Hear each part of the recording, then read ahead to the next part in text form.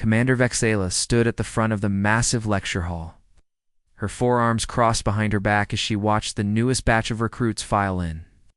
The Academy's training facility could hold 800 beings, and today it was packed to capacity.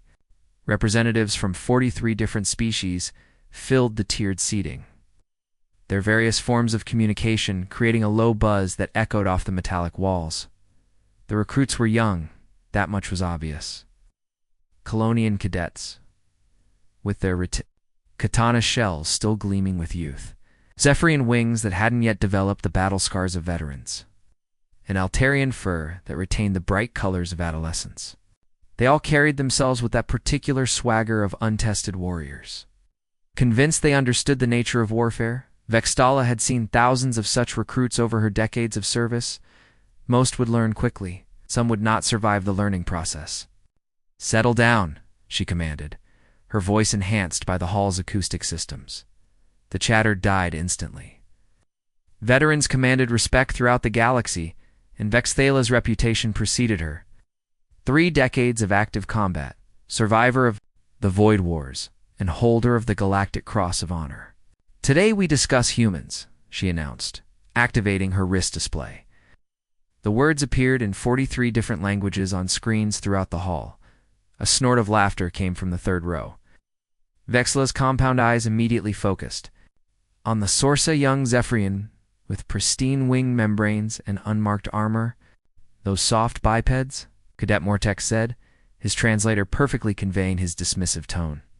"Commander, with respect, what's there to discuss? They're barely evolved past their homeworld's primitive stage." Several other recruits murmured agreement. Vexala remained silent, studying Mortek with the patience of a predator. Her mandibles began clicking slowly, a rhythmic sound that every veteran in the room recognized as a warning sign. "Cadet Mortek," she said finally, "I presume you've never actually seen humans in combat?" "Combat?" The young Zephyrian's antennae twitched with what his species displayed as amusement. "Commander, I've studied their biology extensively. They have no natural weapons, no claws, no venom, no natural armor plating. Their bones break easily, their skin tears at the slightest pressure, and they require constant environmental maintenance just to survive. A single plasma bolt would vaporize them." More murmurs of agreement rippled through the hall. Vexala noticed several instructors in the back rows leaning forward with interest. They knew what was coming. An interesting assessment. Cadet Vexala said, beginning to pace across the front of the hall. "Tell me, in your extensive biological studies, did you happen to examine human psychological profiles?" Mortek's confidence wavered slightly. "Well, no, Commander. Psychology isn't really relevant to combat effectiveness, is it?" The veteran's mandibles clicked faster. "Let me tell you about Sergeant Kim Daeho, a human I encountered during the Kepler campaign." She activated the main holographic display, and the hall dimmed as a 3-dimensional representation of Kepler 4-4 to be materialized above their heads. The rocky mineral-rich world rotated slowly, its surface scarred by massive mining operations. Kepler 442b was a joint colony operations, 7 species working together to extract rare earth elements. Peaceful operation, minimal security, the kind of assignment where you send your newest recruits for easy experience. The display zoomed in on a cluster of prefabricated buildings nestled in a canyon between 2 major mining sites. Then the Ravagers arrived. The words sent a chill through the hall. Every species in the galaxy knew about the Ravagers, violent nomads who swept through space in massive fleets, consuming resources and enslaving populations. They were the nightmare that kept peaceful worlds awake at night. 3 Ravager assault. "Ships bypassed our patrol network," Vexala continued. "The first wave hit the mining platforms. The second wave targeted the communication arrays. By the time we realized what was happening, the colony was cut off and surrounded. The hologram showed tactical positions, red markers indicating Ravager, landing sites surrounding the colony like a closing fist. 300 civilians took shelter in the medical complex, the most defensible building in the colony. Our security force was overwhelmed in the first hour of fighting. Command structure collapsed. Communication was down." She paused, letting the gravity of the situation sink in. Kim Daeho was the colony's chief medical officer. A civilian, mind you know, military training, no combat experience.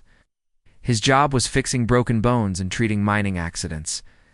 When the Ravagers broke through our perimeter, Kim found himself as the only barrier between 300 helpless civilians and the most vicious predators in the galaxy. The display shifted to show the medical complex's floor plan. A single corridor led to the main treatment area where the civilians had barricaded themselves. "What would you do in that situation, Cadet Mortek?" Vexthela asked suddenly. The young Zephyrian's wings fluttered nervously. I would attempt to establish communication with friendly forces and coordinate an evacuation. No communication, no friendly forces, no evacuation possible. Mortek's confidence crumbled visibly. Then I would try to negotiate with the Ravagers. A ripple of dark laughter came from the veteran instructors. Everyone knew Ravagers didn't negotiate, they consumed. Kim Daeho sealed the medical bay doors and prepared to die, Vexthela said quietly. But he didn't just prepare to die. He prepared to make the Ravagers pay for every step forward. Vexthela watched the recruits carefully as she prepared to continue. The story of Kim Daeho had shaken them, but what came next would truly test their understanding of human warfare. She gestured, and the holographic display shifted dramatically, showing a massive space station floating in the void between star systems. "The real test came during the Omega Station siege," she said, her voice dropping to a more serious tone. "This wasn't some remote mining colony. Omega Station was our primary refueling depot in the Outer Rim, a massive structure that could house 50,000 beings and service entire battle fleets." The display rotated, showing the station's enormous docking bays and residential sectors. Multiple levels stretched in all directions, creating a small city in space. The hive had been growing bolder, pushing deeper into Alliance territory. Intelligence reports suggested they were planning something big, but we didn't realize just how big until it was too late. Dark shapes began appearing on the hologram around the station, hundreds of them, then thousands. The recruits gasped as they realized the scale of what they were seeing. 17,000 hive ships, Vexthela announced grimly. The largest force we'd ever encountered. They surrounded Omega Station like a swarm of angry insects, cutting off all escape routes and communication with the outside galaxy. A Colonian recruit raised a chitinous arm. "Commander, surely you evacuated the civilian population?" Vexthela's mandibles clicked once sharply. There was no time. The hive attack came without warning. One moment we were conducting routine operations, the next we were completely surrounded.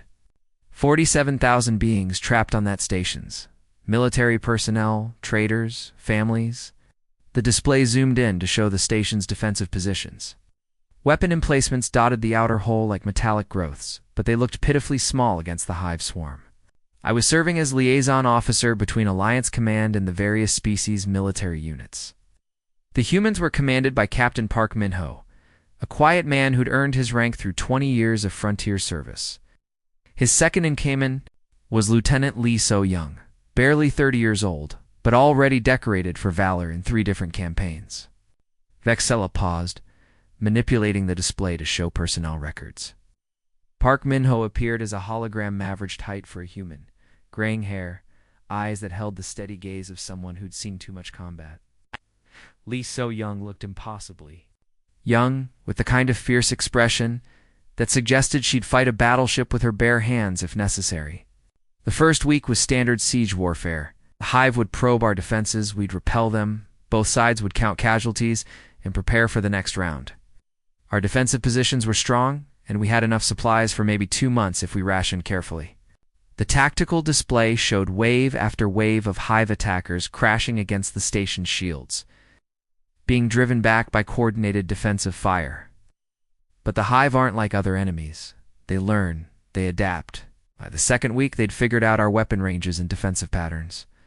By the third week, they were sending suicide drones to exhaust our ammunition supplies. Several recruits shifted uncomfortably as the display showed the station's ammunition reserves dropping to critical levels. That's when Captain Park called his first staff meeting with the other species commanders. I'll never forget that meeting. The Altarian colonel wanted to surrender, said it was better to live as hive slaves than die fighting. The Zephyrian wing commander suggested we try to break through their blockade with a desperate charge. Vexthela's voice grew quieter, more reflective. Park just sat there, listening to all these suggestions, nodding politely. Then he asked Lieutenant Lee to present the human tactical assessment. The display shifted to show technical readouts and biological data that made several recruits lean forward in confusion. Lee stood up and began talking about human blood chemistry. At first, we thought the stress of the siege was getting to her.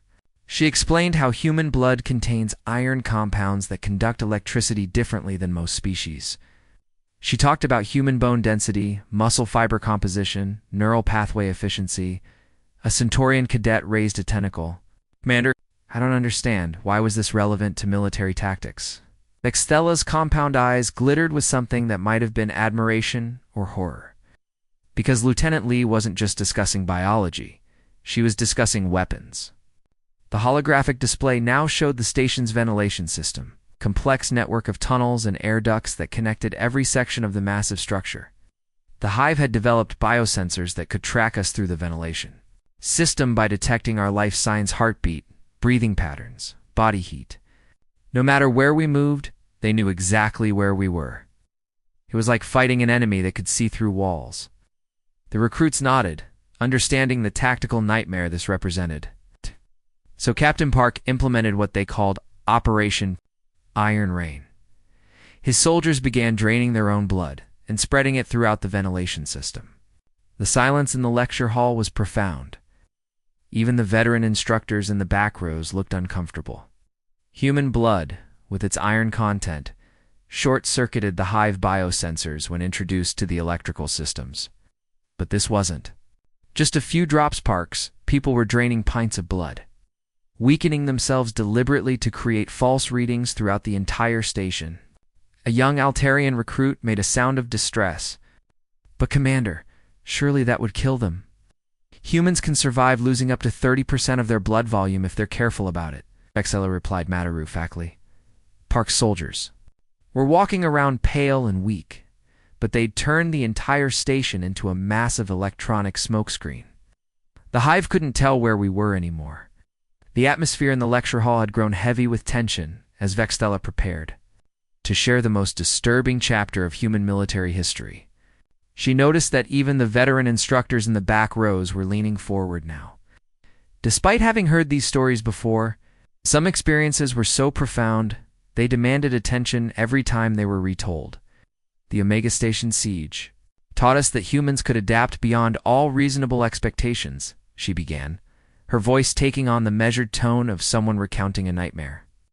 But nothing, absolutely nothing, prepared the galaxy for what humans would do when Earth itself was threatened.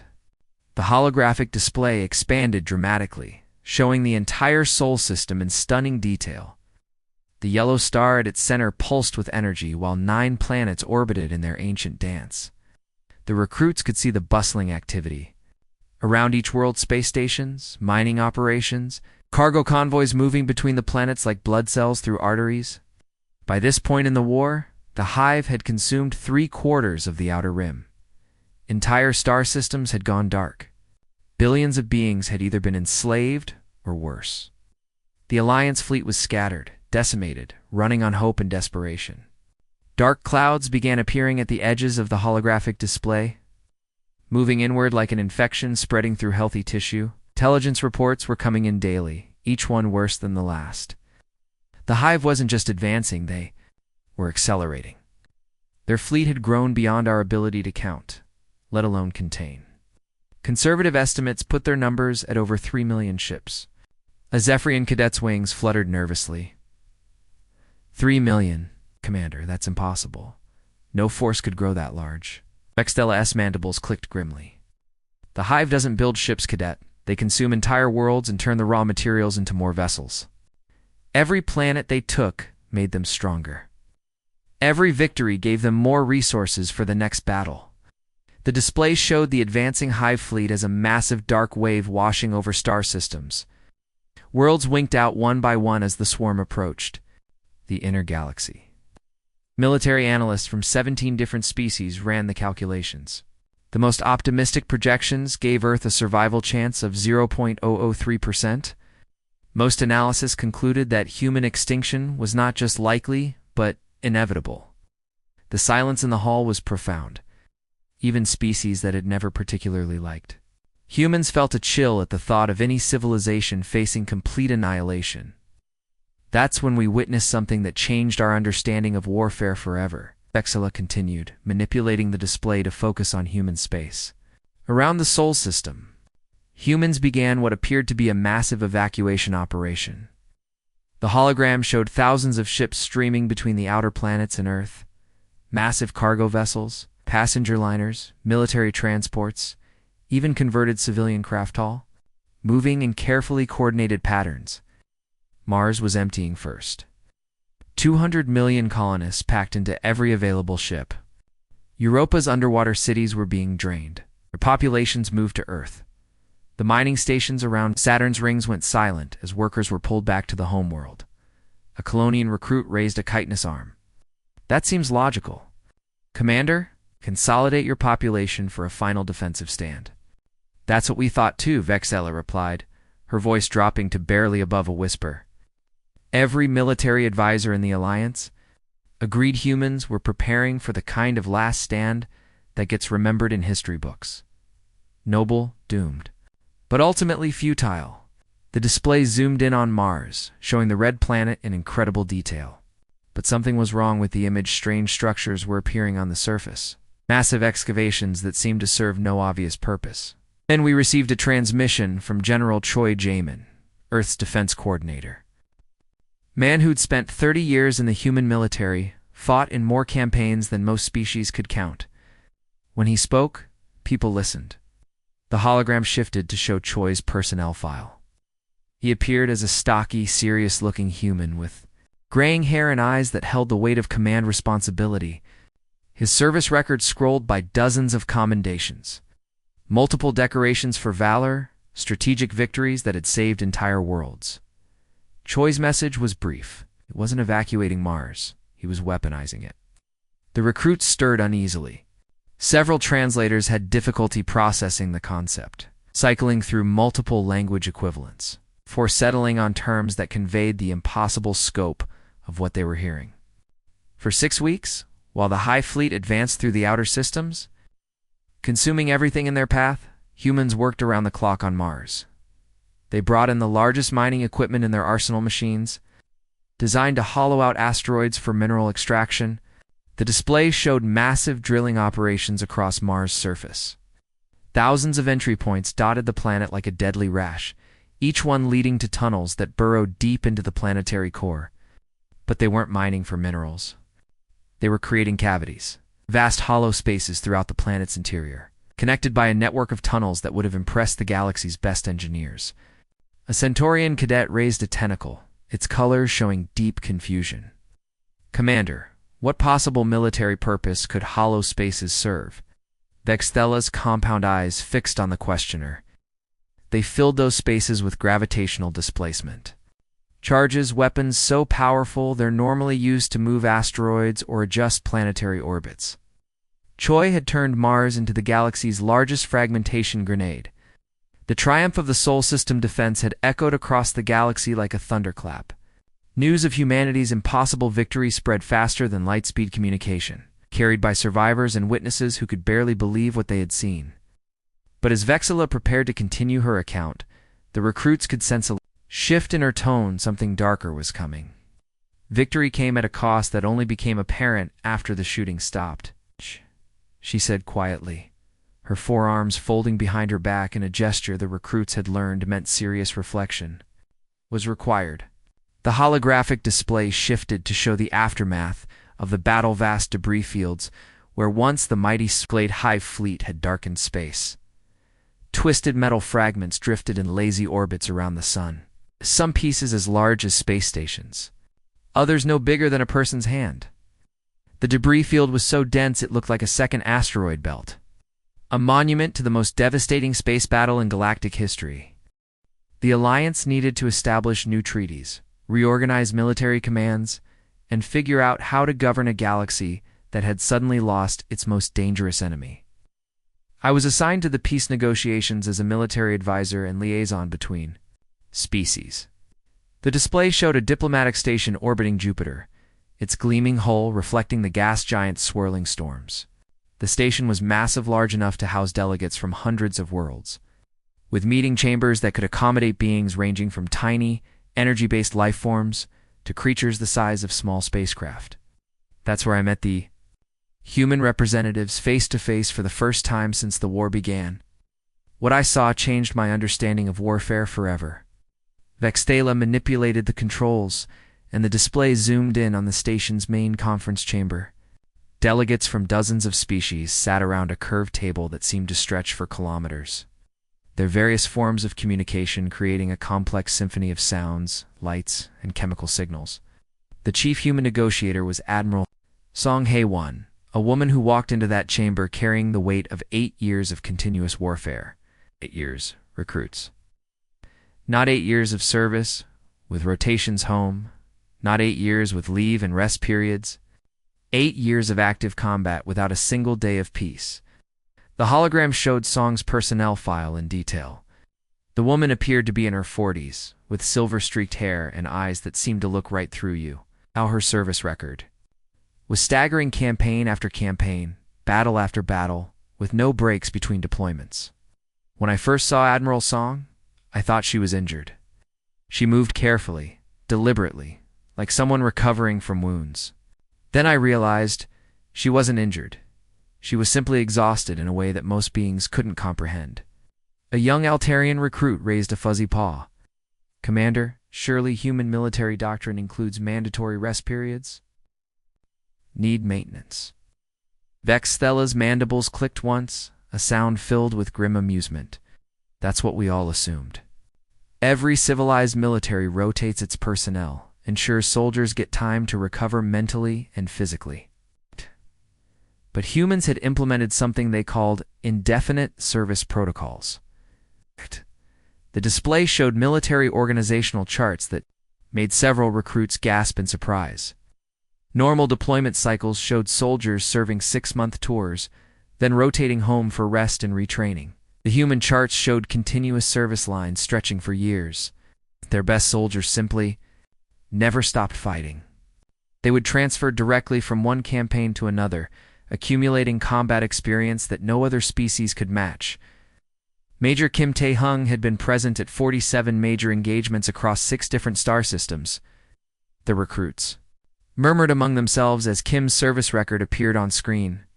Battle after battle, each one a significant military action that would normally define a soldier's entire career. Lieutenant Commander Yoon Da-bin had logged over 3,000 hours of direct combat. To put that in perspective, most Alliance officers consider 50 hours of combat experience to be extensive. Yoon had 60 times that amount. But it was the psychological profiles that truly disturbed the assembled delegates. Vexilla brought up assessment reports that painted a picture of warriors who had been shaped by war into something almost beyond recognition. These human officers discussed million-casualty operations using the same tone other species reserved for routine maintenance reports. They would review battle plans that anticipated the deaths of entire planetary populations. Without showing any emotion, the silence in the lecture hall grew heavy as the recruits tried to process what they were hearing. But what disturbed me most was meeting Sergeant First Class Bae Ji-hoon during a break in negotiations. He was security chief for the human delegation, a quiet man who rarely spoke unless addressed directly. The hologram showed Bea a compact, muscular human with prematurely gray hair and scars that spoke of close-quarters combat experience. He stood at attention with military precision, but there was something haunting in his expression. During one of our informal conversations, I noticed Bae constantly checking a data pad. When I asked about it, he showed me what he was reading. It contained the names, service records, personal details of every soldier who had died under his command during the war. The number appeared on the main display, and several recruits made sounds of shock. 12,417 names. 12,417 individual soldiers? Bae could recite the family details of each one, their home planets, their loved ones, their dreams and fears. When I asked why he memorized so much tragedy, his answer chilled me to my core. Vextella paused, her compound eyes reflecting the holographic light as she recalled the moment.